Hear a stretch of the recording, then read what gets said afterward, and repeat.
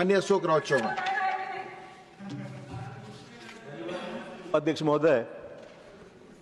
महोदय, मंत्री जी ने इस प्रश्न में विस्तृत से अपना जवाब दिया है।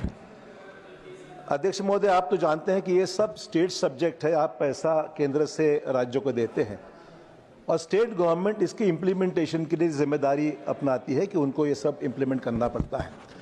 अध्यक्ष महोदय, पैसे की कोई कमी नहीं है। आज जो प्रश्न का फोकस है, मैं समझता हूं कि केंद्र सरकार की ओर से जो पैसा राज्यों को दिया जाता है अलग अलग स्कीम्स के तहत, पैसों की कोई दिक्कत नहीं है। इम्प्लीमेंटेशन का जो इशू है उस पर दिक्कतें आ रही हैं।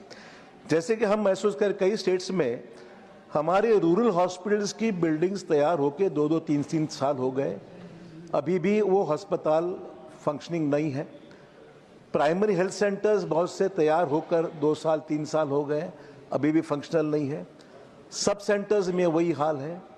हमारी जो सिटी स्कैन मशीन्स है, MRI मशीन्स है, वो भी मेंटेनेंस नहीं होने के कारण बंद पड़ी है। तो मेरी रिक्वेस्ट मंत्री जी से ये है, हम स्टेट गवर्नमेंट को पैसा देने के बाद में सही दिक्कत तो ये है कि डॉक्टर्स की जो रिक्रूटमेंट है वो रिक्रूटमेंट नहीं हुई है और उसके कारण ये रिक्रूटमेंट प्रोसेस MPSC या स्टेट पब्लिक सर्विस कमीशन के थ्रू होती है।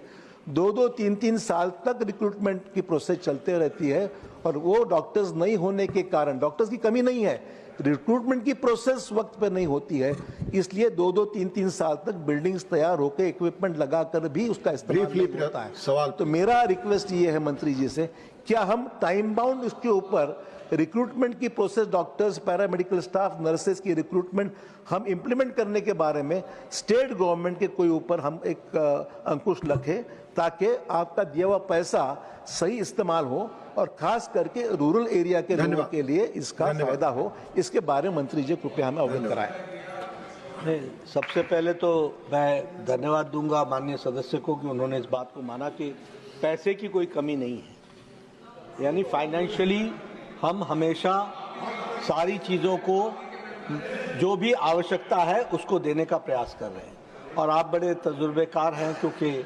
आपने मुख्यमंत्री के रूप में भी काम किया है, सारी चीज़ों को आप जानते हैं।